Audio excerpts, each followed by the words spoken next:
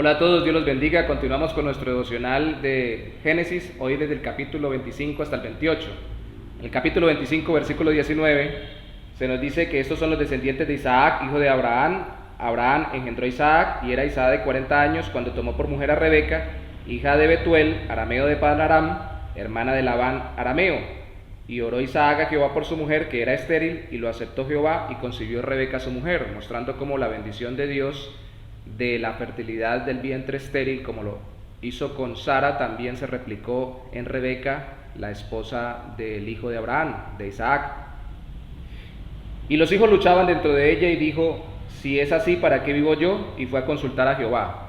Y le respondió Jehová: 2 naciones hay en tu seno, y 2 pueblos serán divididos desde tus entrañas. El un pueblo será más fuerte que el otro pueblo, y el mayor servirá al menor.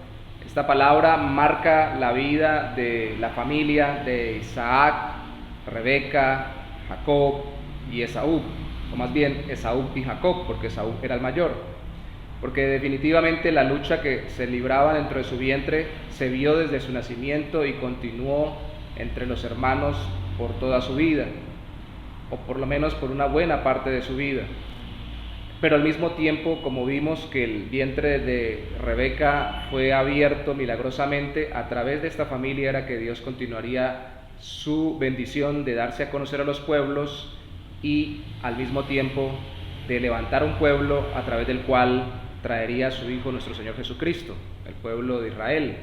Entonces, lo que vemos aquí es que la bendición de Dios se sigue transmitiendo, pero al mismo tiempo a través de personas que tienen luchas humanas, unos luchando guiados por Dios conforme a la voluntad de Él, por hacer su voluntad, otros luchando por arrebatar la bendición de Dios sin que fuera esa su voluntad, pero aún sin embargo Dios bendiciendo a unos de forma salvadora, levantando su pueblo, y a otros de forma providencial y de gracia, dándoles algunos beneficios en esta vida o en esta tierra. De hecho, este capítulo 95 nos dice que al nacer Jacob salió agarrado, siendo el segundo en nacer, del talón de Esaú. Esaú era velludo, Jacob era lampiño, y el mismo capítulo 25 nos muestra ya que ellos estando grandes, Esaú se caracterizó por la caza de animales, y por eso lo amaba a su padre, y Jacob se caracterizó por ser más hacendoso, casero, y por eso lo amaba a su madre.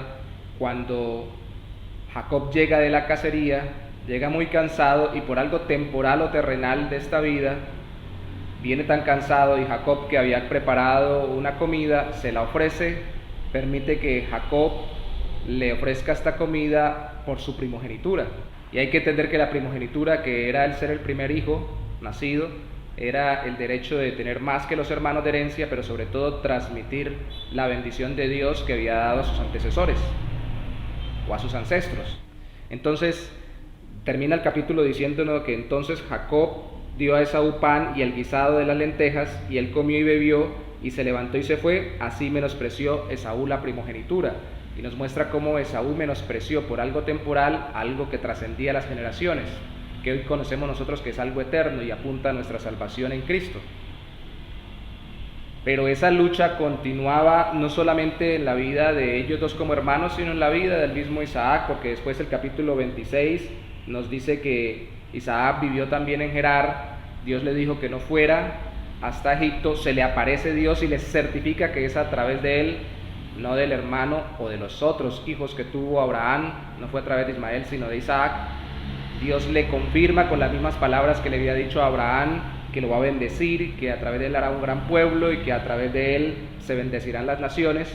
Entonces certifica ello, pero Isaac continúa con conflictos, porque al vivir en Gerar, primero con sus temores igual que su papá, dice que su esposa es su hermana para que no lo maten, según él pensando que lo iban a matar.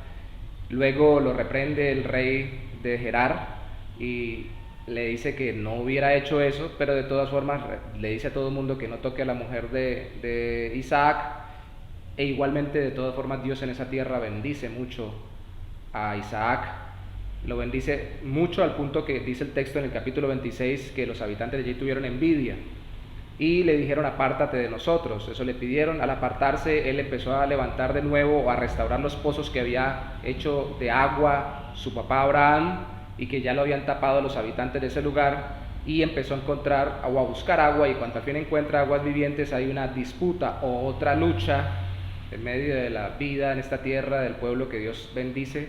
Hay otra lucha, pero ahora con los habitantes del sector por ese pozo.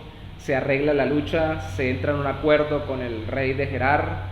Isaac tiene paz con ello, y lógicamente Isaac agradece a Dios, levanta un altar como hacía su padre Abraham, porque es un hombre que invoca a Dios y que camina con Dios. Pero el capítulo termina diciéndonos que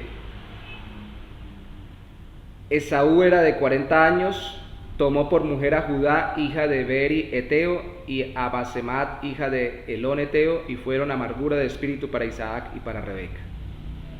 Nos muestra cómo, una vez más, como con el capítulo anterior, Esaú dice menospreció la primogenitura. Aquí está menospreciando, o por lo menos entendiendo, que son un pueblo especialmente bendecido por Dios desde Abraham, ahora a través de Isaac, y ahora debería haberlo sido él, según la costumbre de la primogenitura. Pero entendemos que Dios tenía planeado bendecir al menor. Aún sin embargo, no nos excusa cuando nosotros menospreciamos su bendición por cuestiones temporales o terrenales. Antes por una comida, ahora aquí por unas mujeres que necesitaba, teniendo 40 años, para establecerse, para tener un hogar, pero toma no de aquellas que Dios había establecido, que eran de su propia parentela, sino del pueblo de los heteos. Jacob obtiene la bendición de Isaac, luego ya cuando es grande, con trampas, en el capítulo 27. Su madre lo alienta cuando ya es de edad Isaac. En el capítulo 27 él quiere bendecir, es decir, quiere dar como el testamento de su herencia, que sería hoy en día, a través de orar por el mayor para bendecirlo.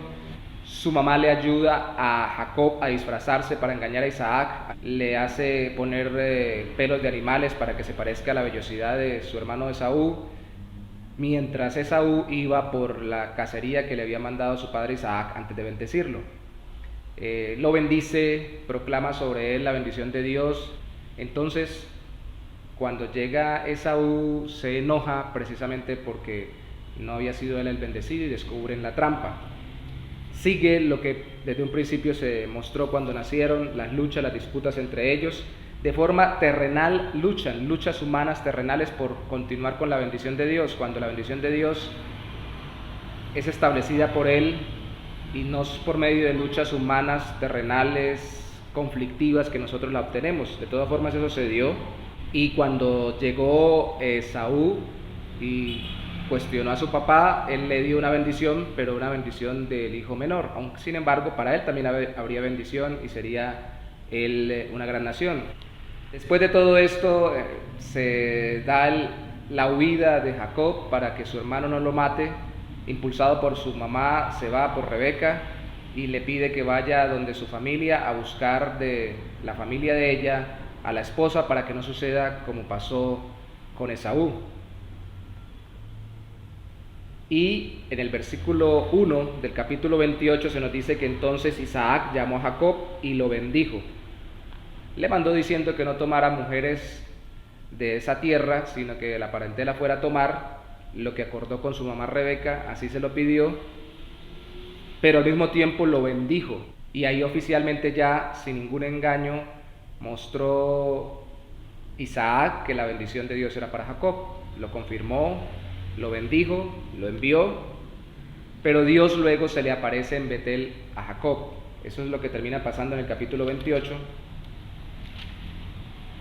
Se le aparece en un sueño, termina llamándole Betel a ese lugar, y hay que tener en cuenta que esto, que significa casa de Dios, no solamente nos muestra que el relato nos está dando a conocer las personas y los pueblos que salieron de las personas del Génesis, que luego conocieron los israelitas en su trasfondo cultural y regional, sino también las ciudades que se fundaron, como Betel. Y allí Dios le dice lo mismo que le dijo a Isaac, repitiendo la bendición de Abraham, se la repite a Jacob, lo cual nos muestra que la bendición de Dios pasa de acuerdo a su voluntad, no de acuerdo a las luchas humanas y a los pleitos o rencillas que nosotros tengamos, aunque en definitiva los tengamos. Y nos recuerda que no tenemos que luchar como lucha el mundo con envidias, con disputas, con engaños, con trampas. Si Dios nos ha bendecido en Cristo, nadie nos podrá arrebatar esa bendición, pero hay que recordar que esa bendición va más allá de lo temporal, lo que olvidó Esaú, lo que temporalmente cuando mintió Isaac también olvidó, y sobre todo lo que a esta altura todavía no había aprendido formalmente Jacob hasta que fuera tratado, lo veremos después, lejos de su casa, y es que no tenemos que pelear como el mundo pelea por la bendición que trasciende esta vida. Tenemos que recibirla y administrarla, porque la bendición de Dios es la salvación eterna para que nosotros vivamos aquí con sabiduría y en paz, porque Él es nuestro Señor y Salvador, arrepintiéndonos de nuestros pecados y creyendo en Cristo. Es así como somos bendecidos y mostramos que la bendición de Dios viene a nuestras vidas. Si luchamos es en las fuerzas del Señor, con sabiduría, mansedumbre, por sostenernos, o más bien por guardarnos para Él, por su gracia y su misericordia. Sé que oremos precisamente por ello. Señor, te damos gracias y te bendecimos y te pedimos nos recuerdes que la bendición tuya, como dice tu palabra, es la que enriquece y no añade tristeza con ella. Al pueblo antiguo lo enriqueciste y a muchos los has llenado de riquezas en esta tierra sin que realmente sean bendecidos en Cristo para la eternidad. Pero no queremos ser de los que, como Isaac y Jacob, no entendieron en cierto momento, y sobre todo Jacob no entendía que no debía luchar humanamente o mundanamente hablando por la bendición que tú le habías dado.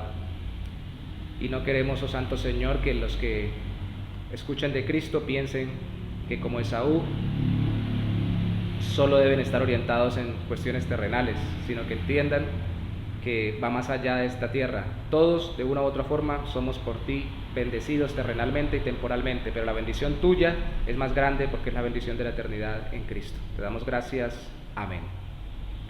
Dios los bendiga.